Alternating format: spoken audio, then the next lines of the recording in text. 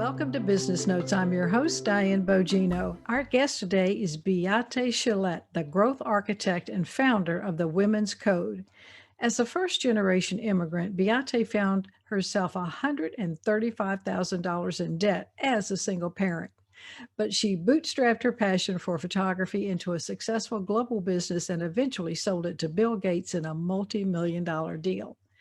As strategic advisor to organizations from startups to Fortune 100 global brands, Beate helps organizations grow through her five-star success blueprint methodology.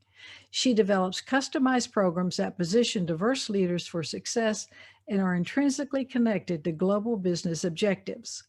Beate partners with organizations for leadership, professional development, team building, executive coaching, and workplace unification. In addition, Beate is the author of the #1 international award-winning Amazon bestseller, Happy Woman, Happy World: How to Go from Overwhelmed to Awesome, a book that corporate trainer and best-selling author Brian Tracy calls a handbook for every woman who wants help, success, and a fulfilling career. Beate, thank you so much for being on the show today. I appreciate you taking the time to be with me. Diane, it's a pleasure to be here. Thank you so much for having me. So let's dig in with my first question here. You wrote an insights paper that you've just published. So tell our viewers what that's all about. Yes, so I published The Future of Leadership, A Return to Humanity. And I did this, Diane, because very much like you, been doing a lot of work in women in leadership. And then 2020 came and suddenly nobody talked about women in leadership anymore. And the conversation completely stopped. And I had a really tough time with that because it feels like every time we make progress, something happens, and then women in leadership issues are getting pushed out the door, and something else takes priority, and it takes us years and years and years to recover. So I was concerned that this was one of those issues where we had to, again, deal with all this negativity around that women in leadership were just pushed away. And I said, well, why don't I not make any assumptions? Why don't I just go and ask? And so I went and I interviewed C-level executives, CHROs, thought leaders, and I asked them, what is the future of leadership? What do we need to prepare people for? How does gender fall into the equation? How do social unrest fall into the equation? How does the political climate factor in? And my findings then I published in the insights paper. If without giving away everything, what were some of the things that you found out? So I found out that there really are four very clearly defined quadrants in what leaders are concerned about. So the first quadrant is the safe spaces. And a safe space is not just a physically safe space, but an emotionally and a mentally safe space. This has a lot to do, Diane, with the stress we are under, with the constant negativity, with riots, with protesting, with the division that we see between people, the uncertainty, the working from home. So there's so much into it that employers and leaders really understand they have to make sure that people are feeling safe. So that's the first quadrant. The second quadrant is that they recognize that their entire business systems don't have a lot of flexibility. And so the first call to order in a crisis or in a catastrophe was, well, how do we bend and flex what we have? And so how do we get people to work from home? How do we give them computers? How do we give them internet? How do we keep them safe? How do we, set them up in such a way that they can work from home because they can't go in the office anymore? And so how do we communicate with them? How do we replace the water cooler conversation? So there were a lot of elements that went into, how do we stretch these systemic constraints? In between me and you, Diane, I think this was way overdue. I mean, how many times have we talked about how inflexible these systems are and how much did we want people to change? And boom, here it goes. And suddenly everything changes. Then in the third quadrant, what we found is that and I call this the old men's code, is that what has ruled the corporation and business for, thousands of years, the men's code, is really not working in a crisis. But when you're in a crisis, in a prolonged crisis, nobody talks about winning. People talk about how do we get through this? And so that's community collaboration, support, and these are all female centric attributes. So it's not, this competing and winning doesn't work in a crisis, because what are you going to compete against? COVID? Are you going to compete against, contradictory opinions? It just doesn't work. And so what are the leadership attributes that now need to be developed in addition to what already works within a company, or what has been established and approved, to round up this? And I call this the women's code, and the men's code and the women's code together are providing us with this new business code that we are now seeing. You need to have a little bit of everything. And then finally, in quadrant number 4, we found that there's a lot of fragility and sensitivity around issues. And this is, where people are just rejecting change, and where they deny that things existing, and where they, it's always been done like that, or why do I need to change now? Or let's just wait until things get back to the way it normally was. So, there's a lot of interaction in how do we help people to recognize we're not going back to the way it was. So those are in short format, the 4 quadrants.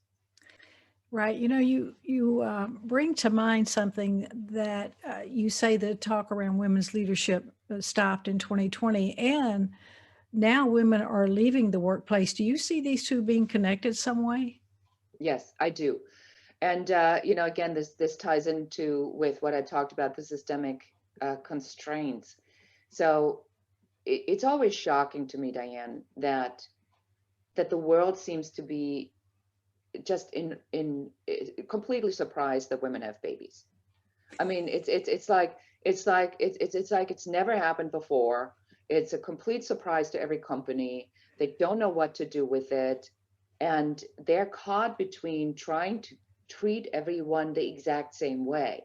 But if half of your workforce in entry level is responsible for keeping the human race alive, and making sure that you in your organization in 20 years have people that actually working in your organization, then why would you treat that person the exact same way as somebody who doesn't have that responsibility? It's a biological responsibility that women have.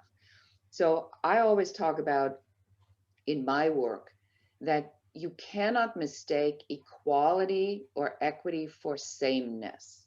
We are not the same.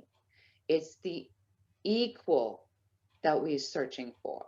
So as a woman over 50, I neither have the physical strength of a 20-year-old man as a 60-year-old overweight man has. So if we try to make if we mistake this as one thing, everybody gets treated the same. It just doesn't work. And so the women dropping out of the workforce in just unbelievable numbers is because companies said, not just do you work from home, but the education system says you're responsible for educating them. The healthcare system says now you're responsible for primary caretaking of your elder family members and everybody who might get sick with COVID. And then the company says, if we give you the privilege of working from home, please do not have your productivity fall. How's that even going to work? So you have a full-time job, you're adding another full-time job, full-time caretaker, and then you're adding another job, taking care of people that might need extra help. Mm. And you just don't have the time. So something's got to give. Of course, because of the discrepancy in earnings, and we know that men generally tend to earn more than women. So it's a logical conclusion that the highest earner will keep their job and the lower earner will have to let their job go. And that's without a doubt, disproportionately women. Yeah. You work a lot with women leadership, diversity, equity, and inclusion, and as well as business development. And how are all of these things connected? My favorite thing, because I find that a lot of times, Diane, and I bet you know you have the same experience. Like you go in and somebody insists that the problem is only X. And just by talking to them, you already know. It's like, no, no, no, no, no, no. It's not just X. Listening to you, the problem is also you, the leader. Just the way you talk, I already know that there's a problem, or your opinions are a problem, or what you may or may not see is a problem. Or you say, well, could the leadership affect the way the team produces? So does the manager even know what the manager needs to do? And there's so many assumptions. So I've developed the 5-star success blueprint, which has these 3 categories. It's the business portion, and that comprises out of the idea, the offer, and the system. Then I have the workplace unification piece, which is the system, the team, and the leader, because unless the system supports the people and the leader supports the people and everybody's kind of aligned, it can't work. And then we have the leadership piece, which is the idea and the leader and the team, because only if the leader is connected to the idea and the leader can articulate that and communicate that to the team, can the team perform. So we go in and we identify what even the issues are, all of the issues, and then help the organization or the leader to make the calculation, what's their priority or what all needs to be taken care of, because business is really like a domino. If one thing doesn't work, nothing works, because then there's no engagement, no innovation, people are upset, people are freaked out, people are stressed out, they're just hanging in there, and then they don't fix the system or they don't tell you the truth. I mean, how do you even know what's not working in your organization? So that's why I double down on that and say, you've got to figure out all the elements that are broken, and then we can help you identify who you need to bring in to fix it. And there's some aspects of it that we can help you with. Speaking of inclusion, how do you keep from turning off the male population when we're only talking about women's issues? You nailed it. The way we have to do it is we come up with a term that is non-offensive. So I have found out that when you say, I promote women in leadership, that you open the door to every internet troll who's had a bad divorce and pays child support and never sees their children. And they literally sit down and Google and type in feminist. And then Google, as artificial intelligence search engine, provides them with everyone who speaks about women in leadership.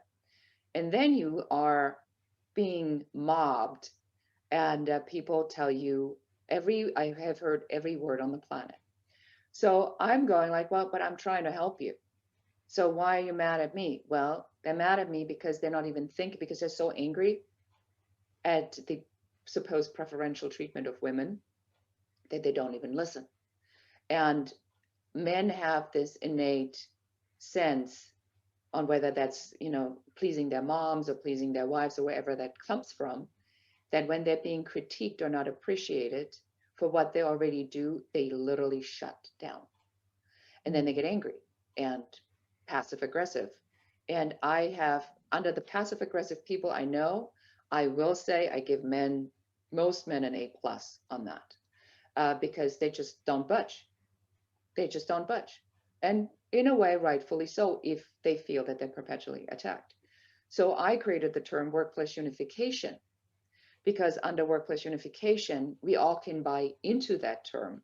And we can say, we know that people are divided. And it's not just men against women, but it's now also Republicans against Democrats. And it's also white against black.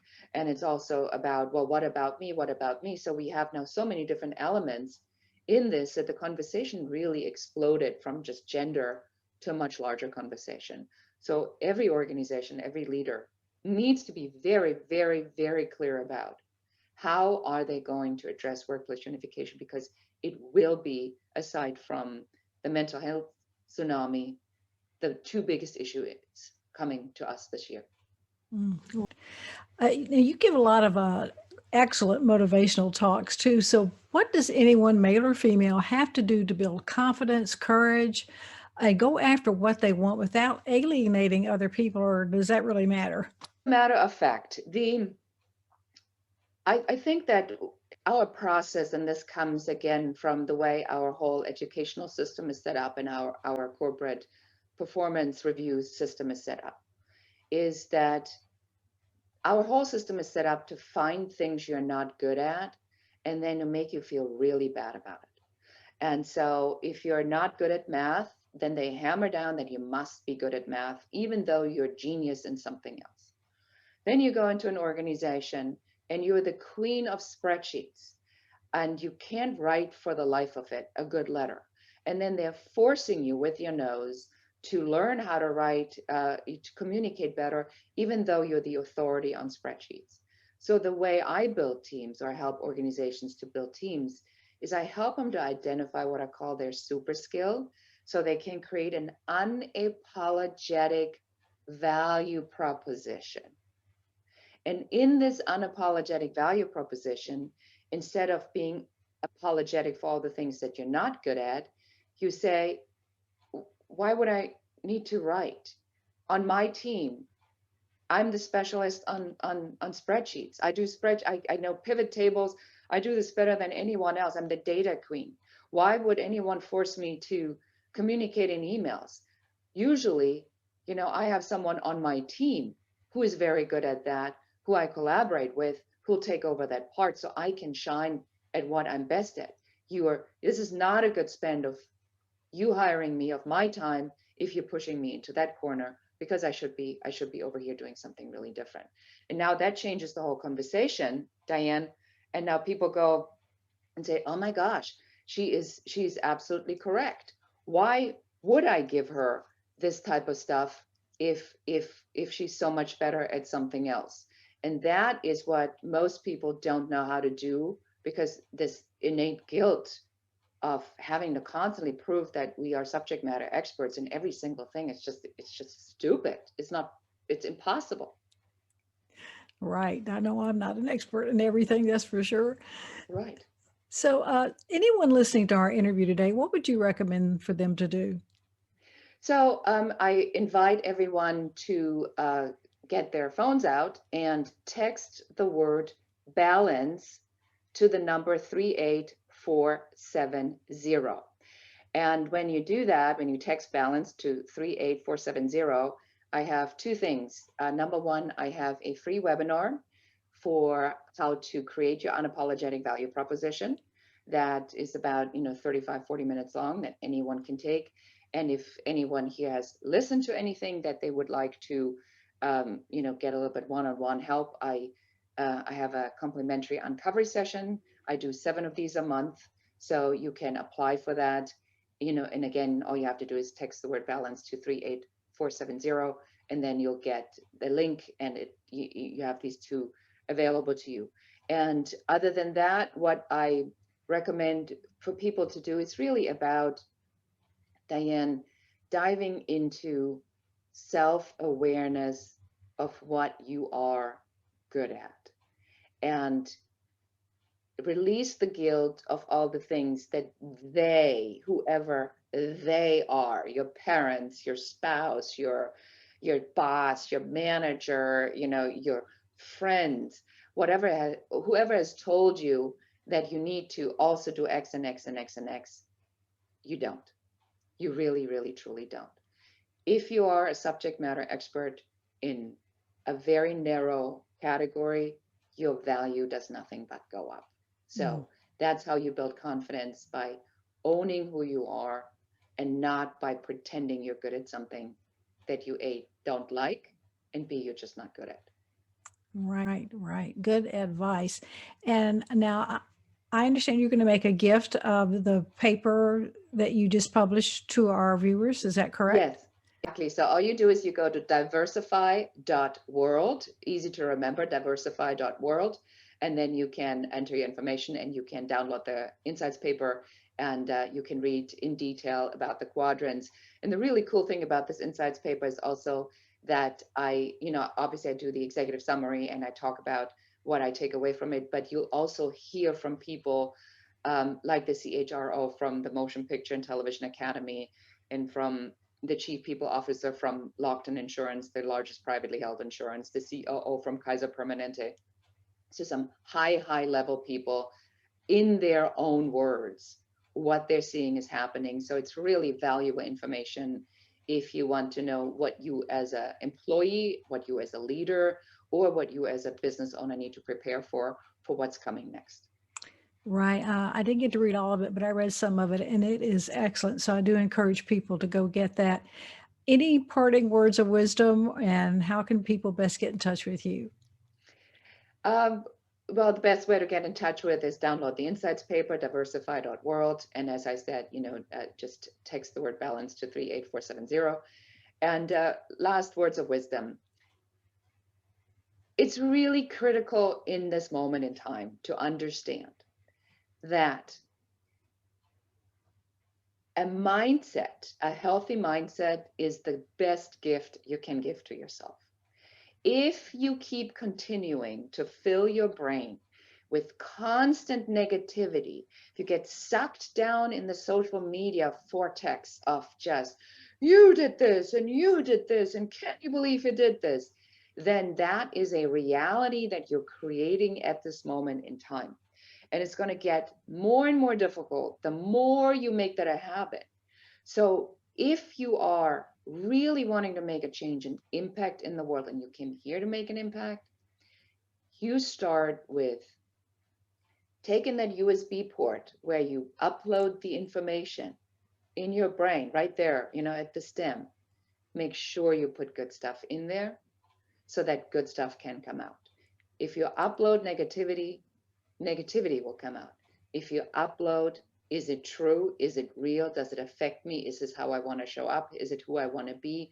Who do I want to be? How do I want to show up? What's my impact? What did I get here to do? And you take yourself back to that, you're going to be a lot happier and you're going to get a lot more done. And subsequently, you're going to be more successful. You're going to have more money. You're going to be able to go on those vacations when we can travel again. You're going to have better relationships. And people are going to respond to you in a completely different way because it's an energetic shift. Absolutely. And, studies, as well as I do, studies show that people who are optimistic are more successful than people that are pessimistic. So I mean, how can they not be? I agree. Beate, thank you so much for being on the show today. And I hope that the viewers take to heart the advice that you've provided today. Thank you so much for having me, Diane, and thank you for doing the great work that you do. Kudos Thank to you. you. Thank you for watching Business Notes. We've been speaking with Beate Chelette, growth architect, founder of the Women's Code, and best-selling author. I'm your host, Diane Bogino, bringing you business ideas you can bank on.